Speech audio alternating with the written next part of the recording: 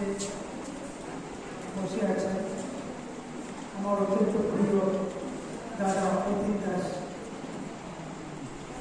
আমার অত্যন্ত কাছে বন্ধুবর্গ, আনন্দ বন্ধুরা, পার্থরা, আশুরা, মন্টুরা, আমার ছোট ভাই সম অনুজপতি সমগ্র আচার্য, দেবলীলাদি সম্পর্কে আমার অনুজপতি ভাই অভিক কুমার দে, আমার দাদা বন্ধুবর মন্টু দাস।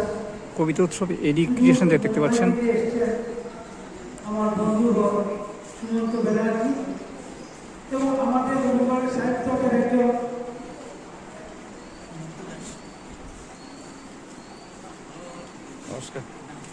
একজন একনিষ্ঠ কর্মী সন্তোষ কুমার দত্ত এবং সামনে যারা বসে আছেন রঞ্জিতদা, সুবীরদা, আমার ছোট ভাই ভুলা সহ বাঙালি, আমি যারা শিবানীটা উপন্যাসী যারাই এখানে বসে আছেন সবাইকে আমার অন্তরের অন্তঃস্থল থেকে নমস্কার, স্বাগত, বন্দনা দিয়ে এসেছেন সামনে শুক্লাদি, সবাইকে আমার আন্তরিক অভিনন্দন।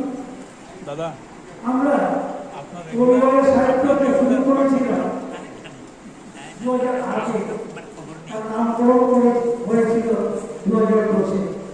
সেটা আমরা সবাই জানি, বারবার এটা উচ্চারণ করতে হয় না, তবু উচ্চারণ করি, এটা মনের আবেগেই করি। দীর্ঘ 17-18 বছর আমাদের এই সংগঠনের যাত্রা, তার মধ্যে আমার আজকের এই শুভ দিনে তাদের কথাও মনে পড়ছে যারা আমাদের সাহিত্য চর্চার সাথে একনিষ্ঠভাবে জড়িয়েছিলেন। ডক্টর জন্মজিৎ রায়, রমাপদ ভট্টাচার্য, দিলীপ বিশ্বাস, বিমলচন্দ্র দাস, সুধীর নাথ, প্রশান্ত চৌধুরী, তারা সবাই প্রবর্তন, তাদের কথাও আজ ভীষণভাবে মনে করছি। এখানে শিলচর থেকে এসছেন জয়দিদি, জয়শ্রী, তাদেরকে সবাই।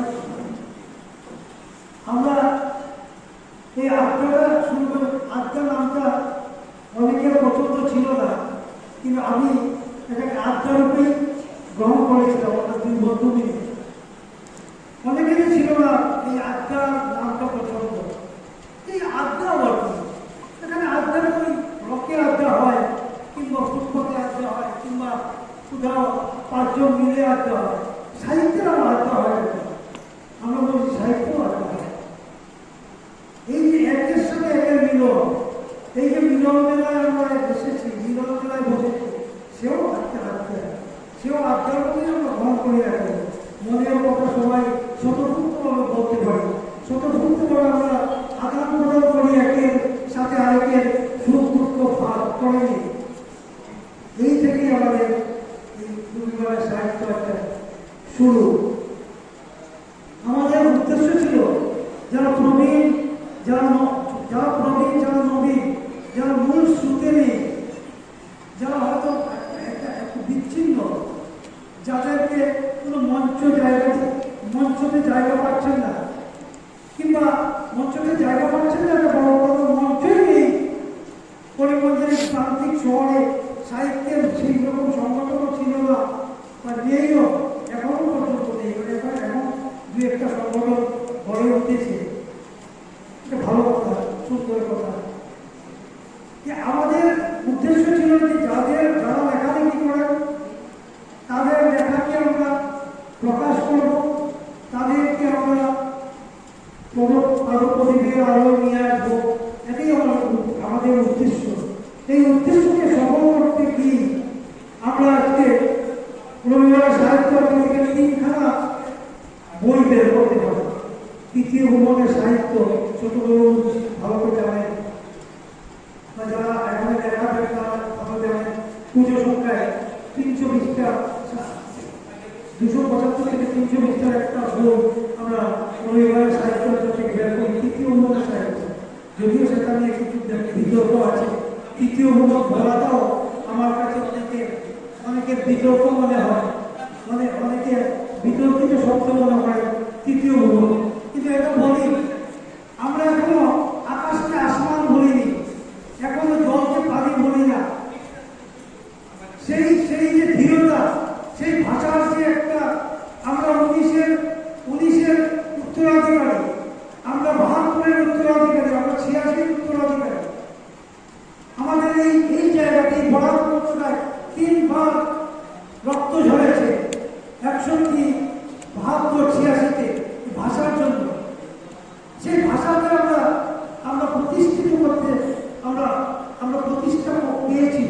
এখন হয়তো সেই চূড়াগুপ্তা আক্রমণটা কিছু কম, হয়তো নেই না, হয়তো আছে, আমরা সেটা টের পাই না, টের পাই না, সেটা হয়তো এখন কিছুটা কম। কিন্তু সেই জায়গা থেকে আমরা যে তৃতীয় মূল সাহিত্য, তৃতীয় ভ্রমণ বলি, যে উত্তর পূর্বাঞ্চলের যারা বাঙালি, এখানে যারা 1.5 কোটি বাঙালি আছে, তাদের প্রতিনিধিত্ব করার চেষ্টা করি আমরা আমাদের সাহিত্যকে উপস্থাপনার মাধ্যমে, আমাদের লেখার মাধ্যমে, যে আমরা শুদ্ধ বাংলা এবং আমরা যে ভাষার জন্য আমরা রক্ত ঝরিয়েছি, সেই ভাষাকে যেন বিকৃত না করতে পারি, সেটাও আমাদের একটা দিক। অনেক কথা বলতে হয়, অনেক কথা বলার থাকে, কিন্তু সময়ের দিকে নজর দিতেই হবে। আমরা এমনিতেই প্রায় ঘন্টাখানেক দেরি করে শুরু করেছি। তারপরেও একটা বিষয়, আজকে দুঃখ, তারও পেছনে একটা কারণ, ইলেকশনের জন্য তারা আমাদের নিমন্ত্রণী, যারা লেখালেখির সাথে জড়িত, সবাই অধিকাংশই চাকরি বাকরির সাথে জড়িত, সরকারি চাকরি, সেহেতু তারা হয়তো অনেকেই আসেননি, আসতে পারেননি। তাদের প্রতি আমাদের আন্তরিকতা থাকলো, যারা এসছেন তাদের প্রতি আমাদের আন্তরিক শুভেচ্ছা, অভিনন্দন। সবাই ভালো থাকুন, সুস্থ থাকুন। ধন্যবাদ সবাই।